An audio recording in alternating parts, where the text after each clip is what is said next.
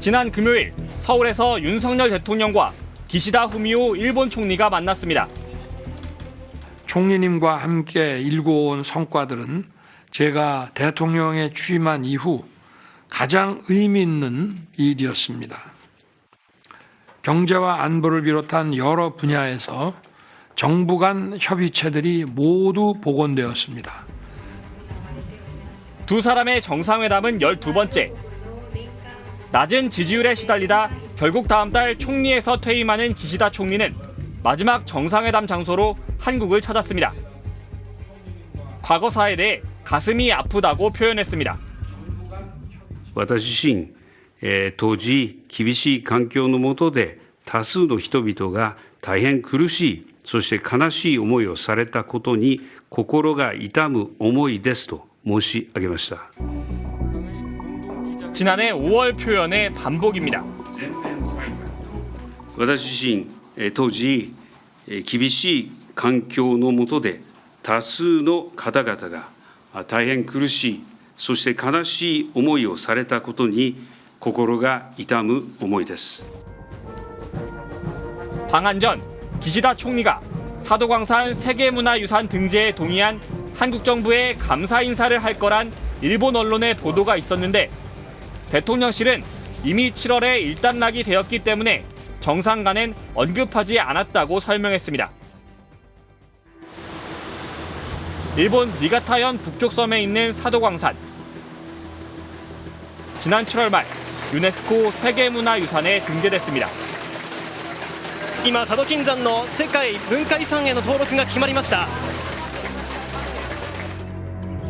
이 섬엔 2차 세계대전 당시 1,500명의 조선인이 강제로 끌려가 노역했습니다. 그동안 반대하던 한국 정부는 태도를 바꿔 등재에 찬성했습니다. 또 다른 역사를 기록을 남겨서 축적시키는 것이 우리의 목표가 되어야지 국민 한풀이 하듯이 등재 반대해서 그냥 자폭하듯이 하는 것이 과연 국익에 좋은 건지. 정부는 조선인 강제 노역을 알리는 전시물 설치를 조건으로 찬성했다고 했지만 정작 전시물의 강제성 표현은 빠졌습니다. 한국인은 특유의 불결한 악습이 있다.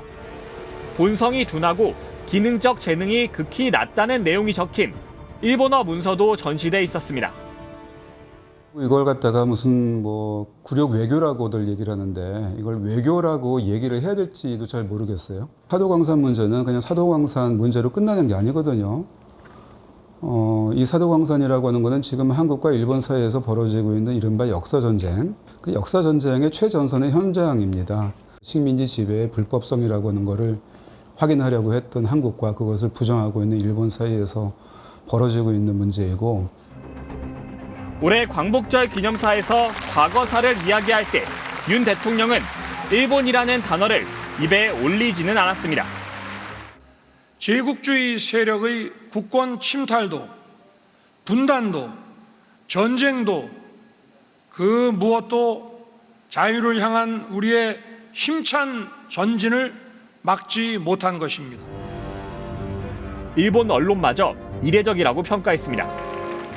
우리 정부가 일본에 대해 할 말을 못하고 있다는 지적에 대해 김태유 국가안보실 1차장은 자신감을 갖고 일본을 대해야 한다며 중요한 건 일본의 마음이라고 답했습니다. 과거사 문제에 대해서 일본이 또 고개를 돌리고 필요한 말을 하지 않으면 또 거기에 대해서 엄중하게 따지고 변화를 시도해야겠지만 중요한 건 일본의 마음이죠. 마음이 없는 사람을 다그쳐서 억지로 사과를 받아낼 때 그것이 과연 진정한가. 김태유 1차장은 이명박 정부에 이어 윤석열 정부에서도 외교안보 정책의 실세로 자리 잡고 있습니다. 그는 2007년 대선을 앞두고 뉴라이트 지식인 백인 시국선언에 이름을 올린 적이 있습니다. 뉴라이트라고 제가 그때 이름을 쓴 것은 구태에 의연한 우파 보수를 벗어나서 신선하고 참신한 젊은 우파 보수 지식인이 되자, 그래서 그 말을 듣고 이름을 쓰라 그랬더라고요. 학자 시절 한반도 유사시 자위대의 개입이 필요하다는 논문을 쓴 적이 있고 이명박 정부 때엔 한일 군사정보보호협정 지소미아 추진을 주도했습니다. 그가 외교안보 정책을 주도하는 동안 한일 간 안보 군사협력은 밀착하고 있습니다. 정부가 일제 강제동원 피해자들의 반발에도 불구하고 해법으로 들고 나온 제3자 변제안에 일본 기업은 참여하지 않고 있습니다. 일본 군함이 독도 인근 해상에 나타나고 일본 정부는 일체의 독도 방어 훈련을 하지 말 것을 우리나라에 요구했습니다. 우리 국민이 가지고 있는 이런 그 자부심, 자존심 이런 것들은 그냥 무시해도 되는 겁니까? 그건 아닌 거죠. 그런데 국제정치 역학상 한미동맹, 한미안보협력 또는 한미군사동맹까지 가다 보면 나머지는 장애물이 되는 것들은 배제돼야 된다는 잘못된 사고방식이 한일 관계를 전부 다 그르치고 있는 거예요. 보수 진보 문제가 아니라 윤석열 정부에서 새로운 상태예요. 굉장히 이상하고 해괴한 사태가 벌어지고 있는 겁니다. 김 차장 외에도 윤 대통령 주변엔 뉴라이트 출신 인사들이 포진해 왔습니다.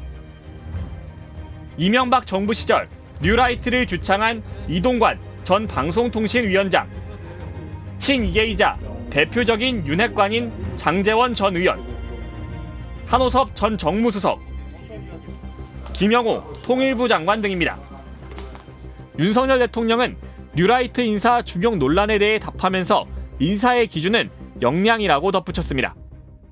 국가에 대한 충성심 그리고 그 직책을 맡을 수 있는 역량 이 두 가지를 보고 인사를 하고 있습니다. 뭐 다른 무슨 뉴라이트냐 뭐냐 이런 거 그런 거 안 따지고 그렇게 하고 있고요. 하지만 뉴라이트 문제를 걷어내고 봐도 생각이 치우치고 자리의 성격에도 맞지 않는 인사를 중용한다는 비판은 커지고 있습니다. 진실화해위원장은 5.18 민주화운동 북한군 개입설을 주장했던 김광동 씨가 맡고 있고, 국가인권위원장엔 진화론에 과학적인 근거가 없고 동성애는 공산주의 혁명의 수단이라는 주장에 동조하며 차별금지법에 반대하는 법조인이 임명됐습니다. 창조론이 무엇인지에 대해서만 설명을 해주시면 제가 다음 질을 좀 이어갈까 합니다. 예, 하나님께서 천지를 창조하셨다 그 말씀입니다. 그걸 과학적으로 어떻게 교과서에서 가르치나요? 반면에 진화론에 대한 과학적 증명이 저는 없다고 생각을 합니다. 지난 2년 동안 우리 국민들이 봤을 때 윤석열 정부가 어떤 행정적인 능력 또 이제 어떤 통치의 능력을 보여줬다라고 할 만한 부분이 거의 없어요. 실적을 내세울 만한 게 없고, 그리고 그것을 잘하겠다고 해도 국민들한테 신뢰를 얻기 어렵다면, 그리고 우리 지지자의 특성상 어떤 민생이나 경제의 내용보다는 이념적인 성향에 더 강하게 반응하기 때문에 그쪽을 아마 내세울 수밖에 없고